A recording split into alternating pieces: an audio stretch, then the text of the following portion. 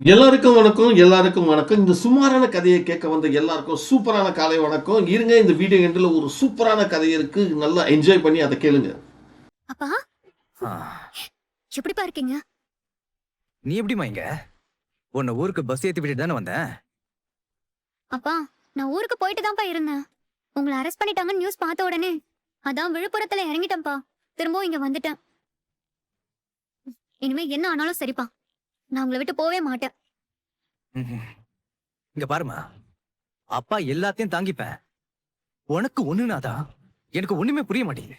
உங்களையும் அரெஸ்ட் பண்ணி உள்ள வச்சுட்டாலேப்பா அந்த காவேரி. பசுபதி மோசமானவன் தானே அந்த காவிரி கும்பல் நினைச்சுக்கிட்டு இருக்கு. இந்த பசுபதி எவ்வளவு மோசமானவன், எந்த எக்ஸ்ட்ரீம் போவான்றத அவளுக்கும் அவ வீட்டுக்கும் நான் காட்ட போறேன். காட்டியே ஆகணும்ப்பா. அப்பா, அது மட்டும் நடந்துட்டா அந்த காவேரி கிட்ட நம்ம மொத்தமா தோத்த மாதிரி ஆயிடும்பா. நான் இருக்கும் போது அதை நடக்க விட்டுருவேனா? இப்ப நேரா காவிரி அம்மாவோட வீட்டுக்கு போறோம். அப்படியே கதி கலங்க வைக்கிறோம். நமக்கே ரொம்ப எக்ஸைட்டடா இல்ல? என்னப்பா நீங்க? இந்த பசுபதி கூட மோதணும்னா இந்த கீரெல்லாம் தின்னால வேலைக்கு ஆகாது. ஆ? நல்லா எலும்பா சமைச்சு போடு தாய் கிழவி.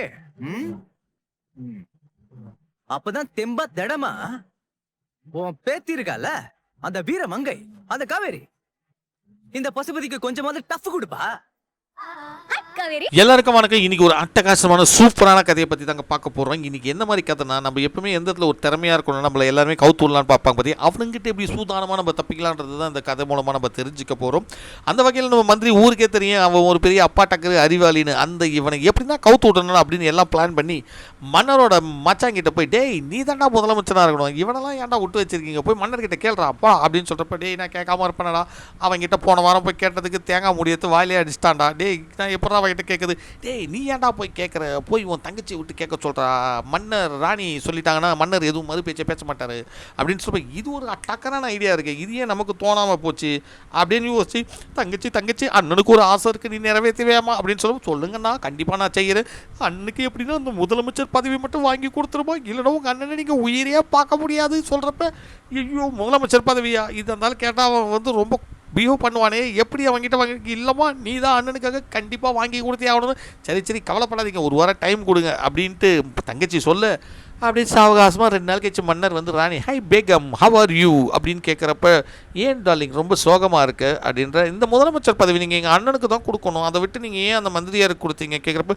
ஆமாம் முதலமைச்சர் பதவியில் ரொம்ப பெருசுமா, ரொம்ப அறிவாளியாக இருக்கணும், இல்லைன்னா நம்ம நாட்டை ரன் பண்ண முடியாது, இல்லை எங்கள் அண்ணனும் ஒரு பெரிய அறிவாளி தான், நீங்கள் அவருக்கு கொடுத்தே ஆகணும், அவருக்கு ஒரு வாய்ப்பு கொடுங்களேன் அப்படின்னு மந்திரி ராணி சொல்ல, சரி சரி அப்போ கூட இப்போ இருக்கிற மந்திரி எப்படி தூக்குறது அவன் அப்படின்னு கேட்ட உடனே, அவனை எதனா முடியாத ஒரு வேலையை கொடுங்க, அதுக்கு காரணம் கட்டி அவனை வேலையை விட்டு தூடுங்க, முடியாத வேலையா அப்படின்னு மன்னர் யோசிக்க, இருங்க நான் சொல்கிறேன், நான் நீங்கள் போய் ஒரு தோட்டத்தில் சோகமாக உட்காருங்க, போயிட்டு என்னை வந்து பார்க்கணுன்னு சொல்லுங்கள், அவன் பையன் அவன் கூப்பிடுவான், நான் வரமாட்டேன், இந்த வேலை கூட அவனால் பண்ண முடியல, நீ எதுக்கு லாய்க்குன்னு சொல்லி அவனை வேலையை விட்டு தூக்கிட்டு அதுக்கு எங்கள் அண்ணனை வந்து அப்பாயின்மெண்ட் பண்ணிடுங்க அப்படின்னு சொன்னோடனே, அடிக்கல்லி நீயும் பாலிடிக்ஸ் நல்லா பண்ணுறியே, சரி இந்த சூழ்ச்சி வந்து எப்படி இருந்தாலும் நம்ம மந்திரி தப்பிச்சிருவான்ற அப்படியே எண்ணத்தில் போயிட்டு அப்படியே சோக முகத்தோடு அப்படியே கார்டனில் உட்காந்து யோசிச்சுனே இருப்பார். அந்த பக்கம் வந்த மந்திரி, மன்னா ஏன் ரொம்ப சோகமாக இருக்கீங்க, வாட் ஹேப்பன் டு யூ அப்படின்னு சொல்ல, டே ஒன்றும் இல்லைடா என் பொண்டாட்டிக்கு எனக்கு சண்டை, அவளை இங்கே கூட்டின்னு வர முடியுமா அப்படின்னு சொல்கிறப்ப, கண்டிப்பாக அதெல்லாம் ஈஸியாக ராணியை கூட்டின்னு வந்துடுறேன், டேய் நான் செம்ம கானில் இருக்கிறேன் வரமாட்டேன், முடியாதுன்னா முடியாதுன்னு சொல்லிட்டு, அப்புறம் முடியும்னு சொல்லிட்டு நீ வர முடியலைன்னா அவனை பதவி விட்டு தூக்கிடுவேன்றப்ப, என்ன இந்த சின்ன விஷயத்துக்கு நம்ம பதவி மேலேயே பேசிகிட்டு இருக்கான் பயப்போல், ஏதோ எவனோ ஒருத்தன் வச்சு சூழ்ச்சி பண்ணியிருக்காங்கன்னு யோசிச்ச நம்ம மந்திரி அப்படியே போயிட்டு ராணி கோட்டைக்கு போய்ட்டு, நான் ஒரு தகவல் கொண்டாந்துருக்கேன் ராணிக்கிட்ட சொல்லணுன்னு, ஏய் ராணியெல்லாம் பார்க்க முடியாது, எதுவாக இருந்தாலும் இங்கேருந்தே சொல்லு அப்படின்றப்ப, சரி ஓகே நான் வந்து அப்படியே காவலாளி காதல் அப்படியே கடிப்பார் மன்னர், அழகான பெண் அப்படி அப்படி இழுத்து அப்படி நிறுத்தி சொன்னேன், அது அப்படியே ராணி கேட்பாங்க, சரி வேணாம் அது எதுக்கு இப்போ நீங்கள் வரத்தேவையில்ல மகாராணி நானே பார்த்துக்கிறேன் அப்படின்ட்டு போயிடுவார். போனவொடனே என்னடா மன்னர்ன்றான், அழகானன்றான், பெண்ணுன்றான், என்னடா நடக்குது இங்கே, பயப்புள்ள எதனா செட்டப் வச்சிட்டானா ஒரு ஆர்வத்தோட குடுகுடுன்னு ஓடி வந்த ராணி கார்டனில் வந்து பார்த்தா மன்னர் மட்டும் சோகமாக இருப்பேன். என்னடி வந்துட்ட, நீ வரமாட்டேன்னு சொன்னியடி, இப்போ ஏன் நீ வந்த அப்படின்னு கேட்குறப்ப நம்ம மந்திரி தான் அதை சூழ்ச்சி பண்ணி வர வச்சுட்டான். அவன் எதனா வாங்கிட்ட போய் சொன்னானா? இல்லை அவன் இந்த மாதிரி ஏதோ ஒரு விஷயத்தை நிறுத்தி சொன்னான், நான் தான் தப்பாக புரிஞ்சு வந்துட்டேன். பத்தியா நான் சொன்னல மந்திரி வந்து ரொம்ப புத்திசாலி கெட்டிக்காரன், எப்படி இருந்தாலும் உன்னை வர வச்சிருவான்ட்டு.